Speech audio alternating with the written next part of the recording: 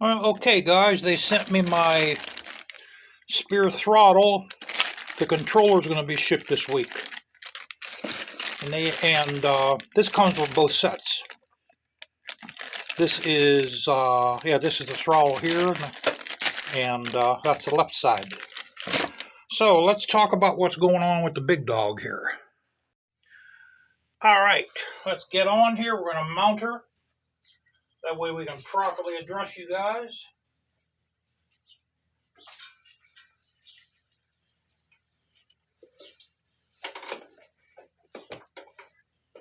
What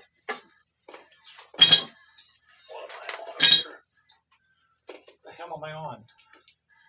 Oh, my monkey wrench. Okay. Put our glasses down.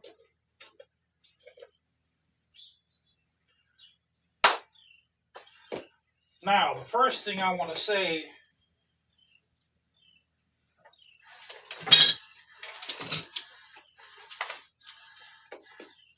I'm kind of stuck because I got a piece of wood in the back to stop me from rolling backwards when I have this way here. I don't have to put my brakes on. And I got a monkey wrench stopping me in the front. So, man, my stop. We just had lunch. Too much lasagna, you guys. So, the first thing I want to say is I'm 295, 298 pounds. I'm 6'4". This bike fits me perfectly. Okay, I have enough leg room. My legs fit. My knees come up here on the gas tank. When I had my FLH, my knees came up above. My knees were like up here. That was an 850-pound bike, the FLH I had. Big bike. I was too big for it. When I had my Hayabusa, man, Hayabusa had a lot of power, most powerfulest motorcycle I've ever had. I almost killed myself on it. That's why I got rid of it. But I was too big for it.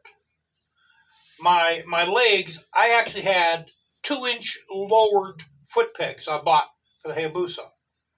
And I still used to get Charlie horses on my legs when I was on a bike. This is the only motorcycle that fits me like a glove. If you're under 6'2", you're going to be too short for a bike like this. This bike here is for a big boy.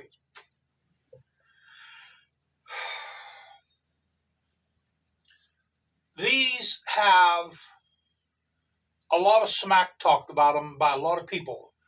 I had one guy tell me, "Oh, the frames are prone to cracking.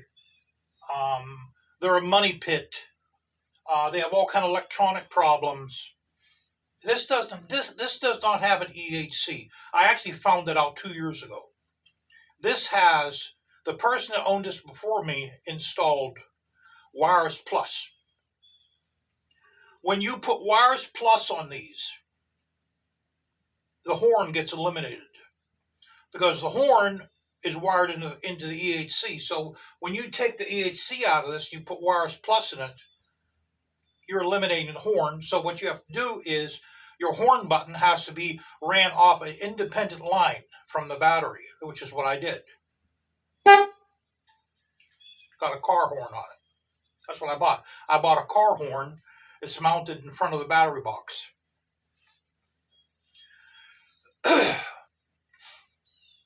Nobody wants to buy these bikes. I tried to trade this in on a 2009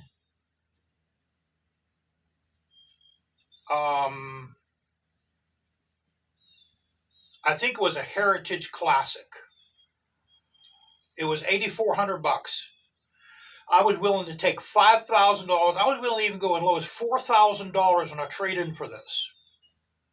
The Heritage Classic had 40,000 miles on it. This only has 5,800 miles. 5,850 miles. They told me they don't accept big dogs as trades. The name of the business is called the first one I went to with the Heritage, I just told you guys about. They're in Tyrone, PA. They're called Unlimited Cycle Center. They don't take big dogs. They don't want big dogs. They don't buy them, and they don't even want them as trades. So I tried. There was a Harley I wanted in Three Rivers Harley Davidson right up here in Glenshaw. They also don't want nothing to do with big dogs. There was a 2014 Indian Chief for sale for $9,980. It had 26,000 miles on it. The name of that place is in Niles House, called Johnny K's Motorsports. They also don't want nothing to do with big dogs. I was willing to go as low as $4,000 traded for this, guys. I would have lost $11,000 on this motorcycle. And they didn't want nothing to do with this motorcycle. I sent them pictures. I told them this does not have an EHC. It has Wires Plus in it. There's nothing wrong with the bike. It starts every single time. So it's their loss. So this isn't going nowhere. Nobody, no motorcycle dealers want these motorcycles because of what they hear. And every motorcycle has problems. The Harleys, Suzukis, every single motorcycle requires a lot of maintenance, and they have a lot of problems. This isn't the only one.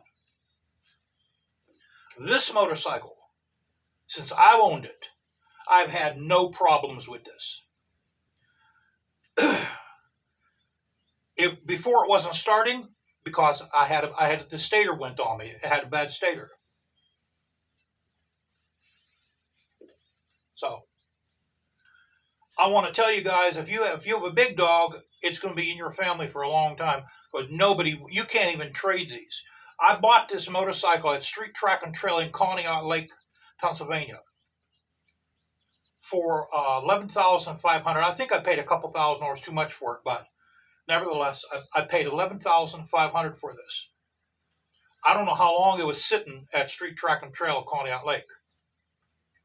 But since I've owned it, I probably sunk at least another $3,000, maybe $4,000 into it.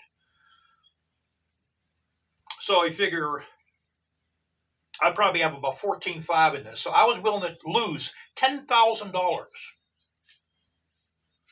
You know, these bikes have Performance Machine brakes on them, which you could still buy Performance Machine calipers, and you can buy Performance Machine brake pads. These engines are not big dog engines. These engines are S&S engines, which they still make, and you can still buy parts for the engines. Every single part on here you can find. They're not hard to find whatsoever. So what I'm trying to tell you guys is Americans today, they're suckers for what they hear online. And it's not always true what you hear online. Now, you take the Harley up in Unlimited Cycle Center in Tyrone, PA, 40,000 miles. Harley Davidson recommends you replace the tappets at 30,000 miles. So if I would have bought that bike, I would have probably has a stator that's going in it. Okay, I'd probably have to replace the stator, the tappets, the battery's probably going on it. It probably needs brakes. The final drive belt, you know, some of them last 50,000 miles. It all depends how well it was kept. But I might need a final drive belt on it, tires on it. And they had the audacity to turn me down. To turn away from a motorcycle that has 5,850 miles on it, with nothing wrong with it. Everything that's needed to get done has been done. For a motorcycle that's 40,000 miles. The Indian over at Johnny K's is the same thing. That had 26,000 miles on it. They turned a motorcycle down, a custom motorcycle is what this is. I was willing to let this go for $4,000 to get that Indian, and they didn't want nothing to do with this motorcycle. So I told them, I said it's your loss, and I'm going to pass it on how you do business, and that's why I'm making this video about these dealerships. You know, they didn't even ask me if I'm still interested in the motorcycle. Like, would you, even though we're not taking your bike as a trade, would you still like to come out and look at the motorcycle? They didn't even say that. Very, very poor customer service, guys. So, we're going to take this out for a ride tomorrow. I'm thinking of doing something with the front fender. I'm thinking of buying an OEM fender for the front, and I'm thinking of customizing the front fender. I'm thinking of adding a little bit more metal onto it to make it like raked up a little. I don't know if many of you seen the aluminum pieces I had on the front fender of the old one. I'm thinking of adding metal to the front fender and then painting it, maybe put a paint scheme. Because if I buy another front fender, that'll be my opportunity to do something with the front fender, and I still have a spare. I have a spare still fender that I have to do some kind of a paint scheme with. And then the only thing left will be the tank. We'll have to take the tank off. But this is going to come off. I'm taking this tank off tomorrow night. And this is filled up with gas right now. I have 4 gallons of gas. We're going to have to drain this out. Because what I want to do is, at high speeds, the tank vibrates a little bit. So what I want to do is, I have this a heat shield. It's like that shiny heat shield stuff that has a sticking back. In the neck of this tank, I'm going to put some of that. That way it won't lay on the bare metal anymore. Right now you have metal on metal. So once we put that heat shield inside of this may not vibrate as much. You know, and I'm going to try to do that. I'll try to make a video taking the tank off, guys. I mean, the tanks, they're not hard. They're not hard at all to get off. They're not that hard to take off. But isn't that something else? Can you believe that? I was willing to take a $10,000 to $11,000 loss. So, you know, what that is it's the economy. That's how bad the economy is around here. You know, which in a way, they saved me a lot of problems, because I would have had, number one, I would have had to buy tie downs. I would have had to buy the ratchet tie downs. Okay. Number two, I would have had to rent a truck or a van and a trailer. And I would have had to tie this down. I would have had to start probably around like 7 or 8 in the morning to get this on the trailer. And I would have had to drive 2 hours. Either one of them. Unlimited Cycles is a 2-hour drive. Johnny K's is a 2-hour drive as well. I would have had to go 2 hours, 2-hour drive, trucking this, pulling this behind me all the way out there. So they say, and then the cost to rent a truck or a van with a trailer, you're probably looking at maybe $350. I would have rented it from U-Haul, you know, because you're looking at maybe 250 to 300 miles. They charge you for the miles and the cost of the trailer and the truck or van. So yeah, I'm probably looking at maybe $350, $400 right there. They saved me. So like I said, it's their loss. And I just, you know, I like making it public whenever somebody gives me bad customer service. I've heard a lot of bad things about all 3 dealerships, actually. I really don't think it's a good idea to buy anything from either one of them. As for the electric bicycle, it's operating perfectly. I have no complaints about it. It's operating just perfectly.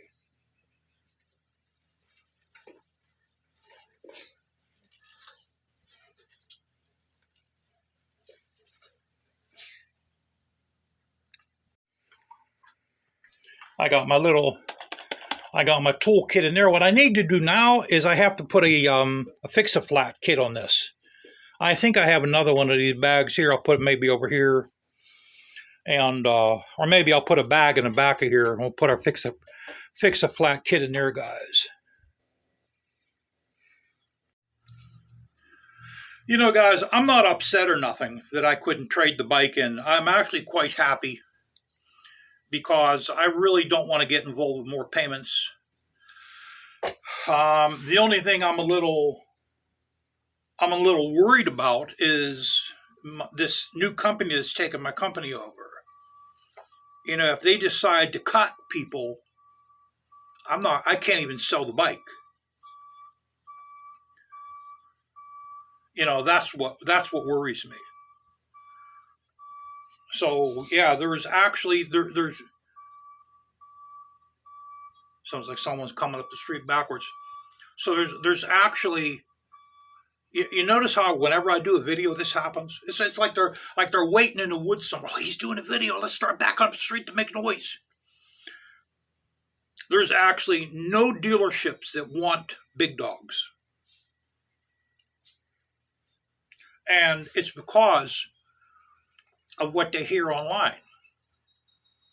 You know, there was this one guy, I think on Reddit, he wanted to know, are big dogs good motorcycles? So his buddy told him, whatever you do, stay away from that bike. They're a money pit. They got all kind of electronic problems. You can't get parts for them. You can't find no one. This is the big one. This is what they all say. You can't find anyone to work on them. You mean you don't know how to turn a wrench and you're getting involved with motorcycles?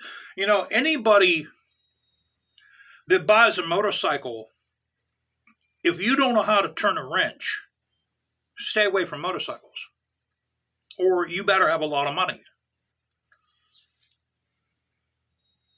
See, I went to mechanic school when I was 18 years old. Okay. I went to auto mechanic school.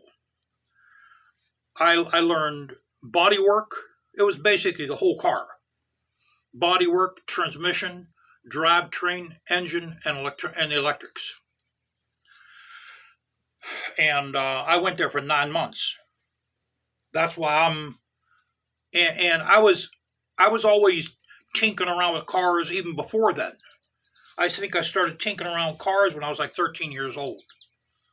So, you know, but that's what I tell people. If you buy a motorcycle and you don't know anything about auto mechanics or motorcycle mechanics, don't buy a motorcycle.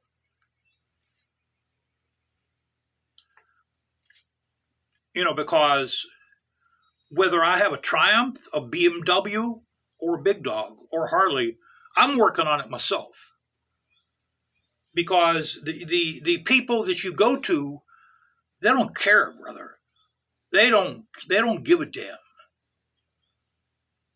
You know, that's the one message I want to leave with you guys before I end talking here, is no one cares today. You need to really believe that. Okay? There's one word I'm going to leave you guys with. Then the next video you're going to see me on, we're going to take the big dog out tomorrow, because I owe you guys. I know you got sick and tired of me riding the electric bike, although it is pretty cool, I have to admit that. That's what I should get. Instead of getting another motorcycle, I should get another electric bike, and I'm thinking of doing that. But the one word I want to leave you with is gaboosh. Remember that to the day you die, gaboosh. Game ain't based on sympathy.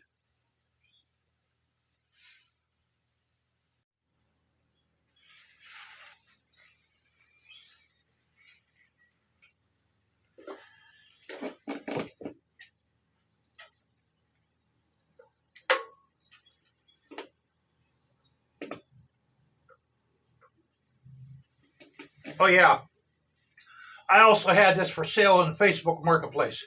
Worst place, the absolute worst place you could try to sell something.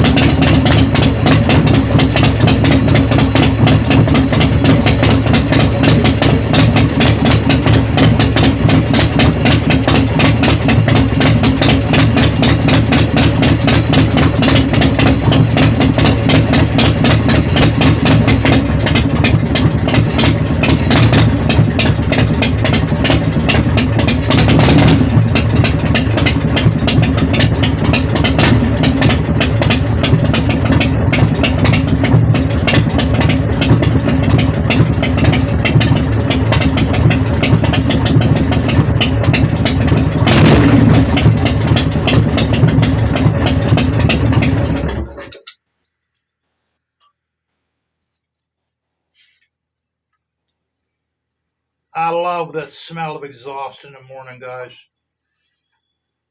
You know, guys, all you loomy poomies and you oompa loompas, man, with your face all sprayed orange like Donald Trump.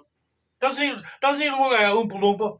What is with that man and spraying his face orange? And he sprays his hair. He looks just like the head oompa loompa, man.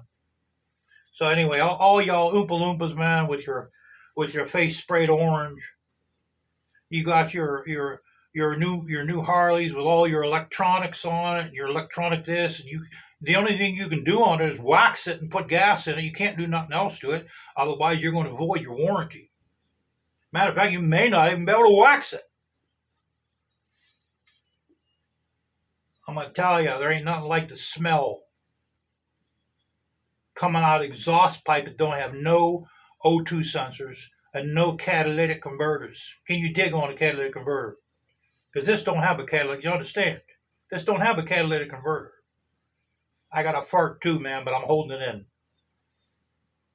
See, I'm a man, guys. You understand? This is a man's bike. Okay? This is a man. Can you dig on what I'm saying? But there ain't nothing like, guys. Okay, I'll stop, all right? There's nothing like smelling the exhaust from a motorcycle engines like this uncatted and un-O2'd. Kabosh, brother. Remember, game ain't based on sympathy. Nobody has sympathy anymore. No one gives a damn. That's why I don't let nobody touch this motorcycle. Yeah, there was a guy on Facebook. He wanted to give me $5,000 cash for this.